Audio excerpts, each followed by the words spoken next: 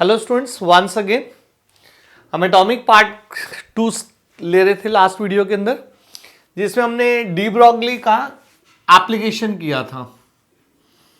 ठीक है, उसका डी ब्रॉगली का एप्लीकेशन कर रहे थे। एक बार उसका रिवाइंड कर रहा हूं मैं 1 मिनट के लिए। तो डी ब्रॉगली का एप्लीकेशन कर रहे थे, न्यूक्लियस के अराउंड इलेक्ट्रॉन रिवॉल्व कर रहा है। ठीक है, जो इसका डी ब्रॉगली का जो हमारा एप्लीकेशन था,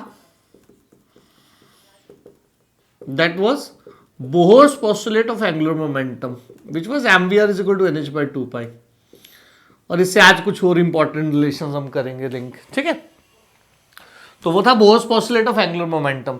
तो अभी जैसे इलेक्ट्रॉन है, उसका एक मास है, रेडियस है, न्यूक्लियस से डिस्टेंस, उसका एक वेलोसिटी है v। तो इसका जो mvr is equal to हमने ये किया था nh by 2 pi, Bohr's postulate of angular momentum। Actually drive इसने किया था। तो वहां पर हमने ऐसे किया था, इलेक्ट्रॉन है हमारे पास, जो इलेक्ट्रॉन है वो पार्टिकल भी है, वो वेव भी है। Electron is particle as well as wave. ठीक है, तो एज ए पार्टिकल अगर इसका हम डिस्टेंस लेते हैं तो particle distance is 2 pi r. अगर उसको वेव मान के चलते हैं तो distance is integral multiple of wavelength. फिर हमने ऐसे किया था 2 pi r is equal to n lambda, lambda is equal to h by m v. तो वहां से हमने ऐसे कर लिया था m v r is equal to n h by 2 pi. ठीक है, तो this was D Broglie application. This is de Broglie application जो बोहर से यूज किया था as a Bohr's postulate of angular momentum, mvr is equal to nh by 2 pi. तो angular momentum is integral multiple of wavelength, जिसको हमने nh cross भी कहा था, जैसे 1 क्रॉस 2 क्रॉस 3 क्रॉस, है ना। अब इसमें ना एक और सात चीज थोड़ी सी आप कनेक्ट कर सकते हो, वो होता है number of waves in any shell n। ठीक है, तो number of waves in any shell n, ध्यान से देखना। उसके लिए नंबर ऑफ वेव्स के लिए आपको ये करना होता है, number of waves is equal to what, circumference. ठीक है, which is like distance by wavelength. Wavelength, अब circumference is 2 pi r, wavelength is lambda is equal to h by m v, which is equal to 2 pi mvr by h। ठीक है, अब 2 pi, ठीक है, mvr by h हो जाता है ऐसे। ठीक है, अब जो इधर से आपका नंबर ऑफ वेव्स निकालना है आपको, तो ये हो गया। ठीक है, now mvr is equal to nh by 2 pi, हम उसका ऐसे लिख सकते हैं, वही डी ब्रॉगली। ठीक है, तो nh बाई 2 पाई, तो it's equal to 2 pi nh by 2 pi into h, h से h cancel, 2 pi cancel, is equal to n. ये आपको ऑब्जेक्टिव में काफी देखने को मिलेगा, ऑब्जेक्टिव के अंदर। ठीक है, जैसे जेई में और नीट में आपको दोनों में ये क्वेश्चन आता है एक, कि number of waves in any shell number n. तो number of waves is n. जैसे आप फर्स्ट शेल के अंदर अगर देखो, फर्स्ट शेल में इलेक्ट्रॉन का एक वेव बनता है, सेकेंड शेल में 2 वेव बनता है, फिर थर्ड वेव, ऐसे। This is called number of waves. तो number of waves is n value, सीधा डायरेक्ट एन वैल्यू आप याद रख सकते हो। अच्छा, अब इसके हम ना और आगे स्टेजेस कुछ ले रहे हैं। जैसे हमारे पास एक तो काइनेटिक एनर्जी की टर्म्स में इस इक्वेशन को हम लिखेंगे, फिर आज एक फ्रीक्वेंसी ऑफ मैटर वेव देखेंगे, फ्रीक्वेंसी ऑफ मैटर वेव। ठीक है, एक तो प्योर वेव होता है हमारे पास। ठीक है, प्योर वेव का फ्रीक्वेंसी क्या होता है, जिसको हम लिखते थे c is equal to nu lambda या v is equal to nu lambda. तो nu is what, wave velocity by wavelength. ठीक है, तो ये ऐसे हो जाता है, या आप लिख सकते हो lambda is equal to v by nu, ये हम लिख सकते हैं। ठीक है, पहले इसको ही देख लेते हैं। तो लैम्डा इज इक्वल टू, एक तो हम h बाय एम वी होता है हमारे पास, इधर से होता है v बाय न्यू, दोनों को आपने इक्वेट करना है। तो lambda de Broglie wavelength for the particle, ठीक है, is h by m v and it's v by nu also. ठीक है, तो अब इन दोनों को आप इक्वेट कर देते हो, तो यहां से हमारी फ्रीक्वेंसी आ जाती है, frequency is m v square by h। This it is frequency of matter wave. Pure wave की फ्रीक्वेंसी होती है और एक ये मैटर वेव की है, जैसे इलेक्ट्रॉन की, खास करके आप समझ सकते हो ऐसे। ठीक है, उसको सॉल्व भी कर सकते हो आप। अब उसके इलेक्ट्रॉन का मास डाल दो, उसका वेलोसिटी का स्क्वायर कर दो, h का वैल्यू डालो तो उसका फ्रीक्वेंसी आ जाता है, ठीक है। इसको काइनेटिक एनर्जी की टर्म्स में भी लिखते हैं। अब kinetic energy is half mv square, ठीक है। तो इसको 2 से मल्टीप्लाई कर दिया, 2 से डिवाइड कर दिया, तो उसको हम काइनेटिक एनर्जी लिख सकते हैं। तो ये सब डेरिवेशन आपके ऑब्जेक्टिव्स में यूज होते हैं, फॉर्मूले सारे के सारे। तो frequency of matter wave is very important. Frequency of matter wave is mv square by h, and what about the frequency in terms of kinetic energy is 2ke by h, number of waves is n। तो ये कुछ link up formulas हैं थोड़े से important. फिर आपके पास kinetic energy के टर्म्स में हम डी ब्रॉगली इक्वेशन को लिखते हैं। तो हमारे पास lambda is equal to h by mv, उसका थोड़ा सा न्यूमेरिकल वगैरह देखेंगे हम आज, ठीक है। तो lambda is equal to h by mv। अभी आपके पास kinetic energy is half mv square, ठीक है। तो यहां से v लिखना चाहो तो आप लिख सकते हो 2ke by m square root, ठीक है। तो v square is 2ke by m, v square हो जाता है, v को लिखो तो स्क्वायर रूट कर सकते हैं हम, ठीक है। तो यहां हमने फीड करना है lambda is equal to h by under root 2 sorry h by m into v की जगह हमने ये फीड कर दिया 2 kinetic energy by m, right. अब इस काइनेटिक m को हम इंटरनल ले जाएंगे तो ये m स्क्वायर हो जाएगा, फिर उससे m से m कैंसिल हो जाता है, तो हमारा लैम्डा ये बन जाता है h by under root 2mke, ठीक है, 2mke। अब ये बड़ा इंपॉर्टेंट फॉर्मूला होता है, इसको बोलते हैं de Broglie wavelength in terms of kinetic energy. तो de Broglie wavelength in terms of kinetic energy is lambda is equal to h by under root 2mke, right. अगर आप मान लो ये इलेक्ट्रॉन के लिए न्यूमेरिकल सॉल्व करना चाहते हो तो आपने h का वैल्यू डालना है 6.626 10⁻34 joule second, m 9.11 10⁻31 kg। Kinetic energy is given to you, तो आप सॉल्व कर सकते हो। वैसे वर्ष आप काइनेटिक एनर्जी भी निकाल सकते हो, ठीक है। वैसे हो जाएगा lambda square is equal to h square by 2mke। तो काइनेटिक एनर्जी के फॉर्मूले यूज हो जाते हैं, जैसे kinetic energy is h square bye 2m lambda square, this is kinetic energy. ये सारे अल्टरनेटिव एक दूसरे के हैं, यूज होते हैं ऑब्जेक्टिव के अंदर, न्यूमेरिकल्स में आप यूज कर सकते हो। तो काइनेटिक एनर्जी निकालना हो तो h square bye 2m lambda square. तो आपको डी ब्रॉगली वेवलेंथ दिया हुआ है, तो उसका डी ब्रॉगली वेवलेंथ को काइनेटिक एनर्जी की टर्म्स में देखना है आपने, ऐसी वेवलेंथ को काइनेटिक एनर्जी सेलेक्ट करना है, ठीक है। अगर मान लो ये किसी मॉलिक्यूल के लिए दिया हुआ है, मान लो CO2 मॉलिक्यूल के लिए दिया हुआ है, फिर आप बस m का वैल्यू ध्यान रखना है इसमें, CO2 का लाइक 44, ठीक है, इंटू 10⁻³ डिवाइडेड 6 इंटू एक मॉलिक्यूल का आपको मास लेना है इन kg।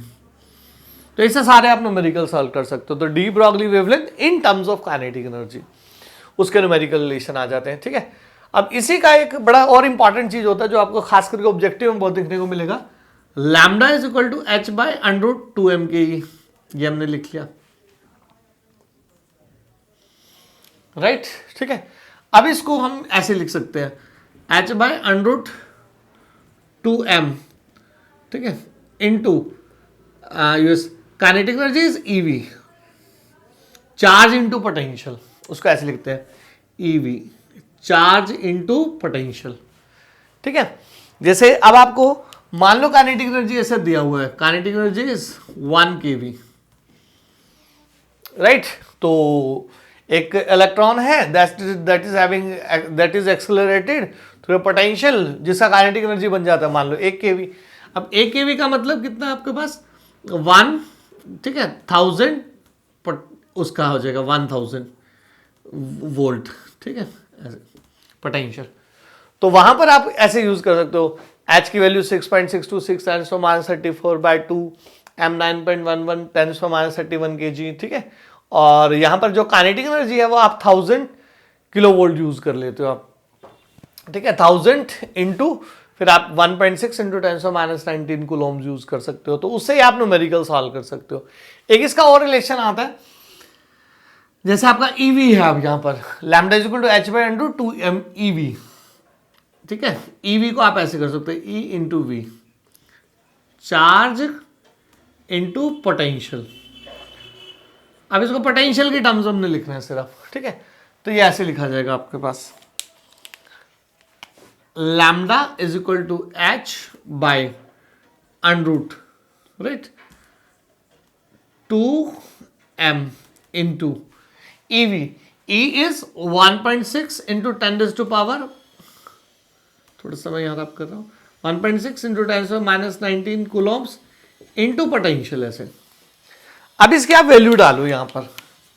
ये बड़ा इंपॉर्टेंट रहता है ऑब्जेक्टिव के लिए. आपको जेई और नीट दोनों में इसका क्वेश्चन देखने को मिलेगा. It's very important. लास्ट इसका पार्ट है, ठीक है.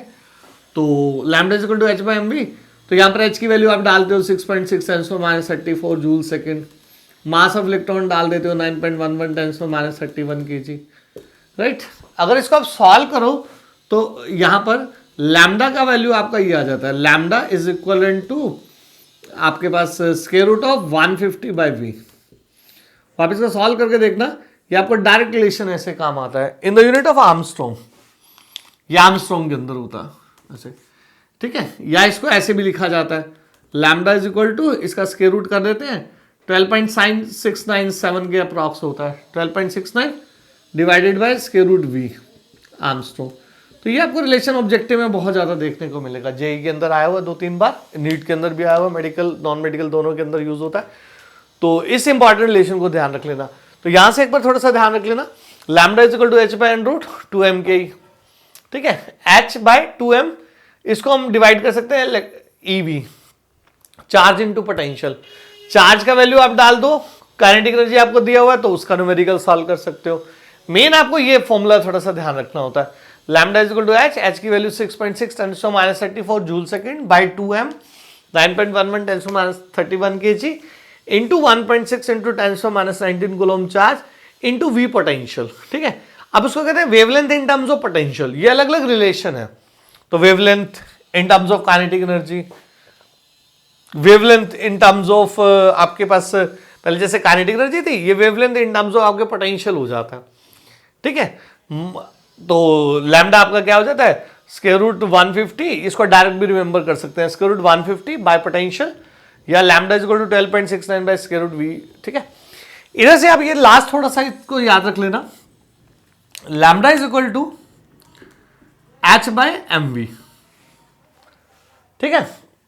तो lambda is equal to h by m v. यहां पर आपको एक चीज ध्यान रखनी है, जो लैम्डा है ना वो मास और वेलोसिटी से इनवर्स रिलेटेड है.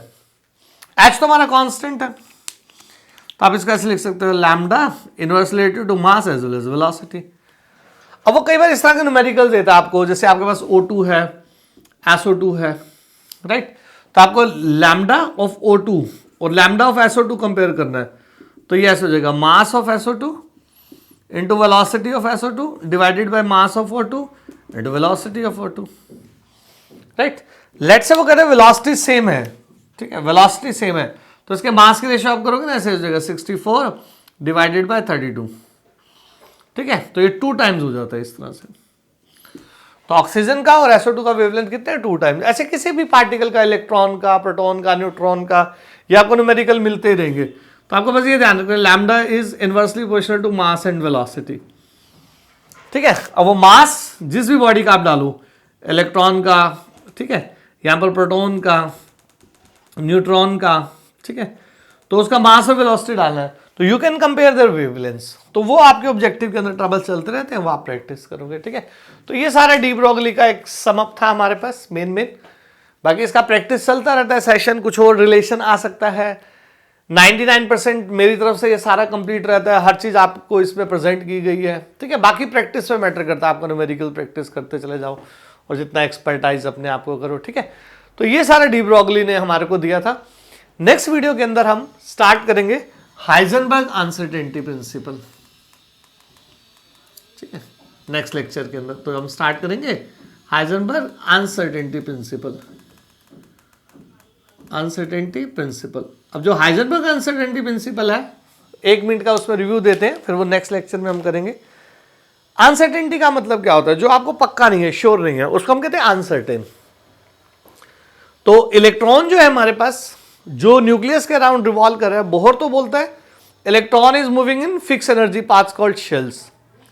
अब शेल सर्कुलर नेचर की है, ठीक है, जबकि एटम स्फेरिकल है. अब इलेक्ट्रॉन ऐसे नहीं मूव कर रहा, सर्कुलर शेल्स में नहीं कर रहा, वो क्या कर रहा है, वो स्फेरिकल मोड में कर रहा है, स्फेरिकल मोड में. अब स्फेरिकल मोड में जब हम इसको देखते हैं तो इसके अंदर हमारे पास शेल के अंदर सब शेल्स होती हैं और फाइनली हमारे पास ऑर्बिटल्स होती हैं। अब जो हमारे पास लेटेस्ट टेक्निक है जिससे हम इलेक्ट्रॉन की पोजीशन और उसकी वेलोसिटीज को कैलकुलेट करते हैं फोटोन से स्ट्राइक करके, वो Heisenberg uncertainty principle next video में देखेंगे। तो उसमें पहले तो ये होता है कि हम इलेक्ट्रॉन को 100% एक्यूरेसी से उसकी पोजीशन और वेलोसिटी तो बता ही नहीं सकते, इसी को अनसर्टेनिटी कहते हैं, ठीक है। इसके बाद फिर श्रोडिंगर ने काम किया, इससे फिर हमारा एक ऑर्बिटल कॉन्सेप्ट ऑफ एटम बनता है, हाइजेनबर्ग अनसर्टेनिटी प्रिंसिपल, और आगे श्रोडिंगर के वर्क से एक ऑर्बिटल कॉन्सेप्ट ऑफ एटम तैयार होता है। तो शेल्स की बजाय हम बात करते हैं ऑर्बिटल्स की, ठीक है। तो वो हम नेक्स्ट वीडियो के अंदर देखते हैं, ठीक है। अभी इतना करो, आप इसका न्यूमेरिकल प्रैक्टिस करो, बहुत न्यूमेरिकल्स होते हैं इसके, बहुत सारे, you can have like 50 to 100 numericals de Broglie equation के, सब्जेक्टिव के अंदर भी ऑब्जेक्टिव के अंदर भी, लेकिन 99% आपको ये सब रिलेशंस वहां पर देखने को मिलेंगे। अगर आपको कोई नई चीज दिखती है तो you can write to me, ठीक है, व्हाट्सएप कर सकते हो आप और कमेंट बॉक्स में डाल सकते हो। तो आपको कुछ भी चीज़ इसमें रिलेटेड आपको कोई भी फॉर्मूला डेरिवेशन नहीं दिखता तो मुझे बताओ, तो मैं उसको बहुत खुशी से उसको सॉल्व करना चाहूँगा, ठीक है। तो अभी आप पढ़ो, थैंक यू, मिलते हैं नेक्स्ट वीडियो के अंदर, ठीक है।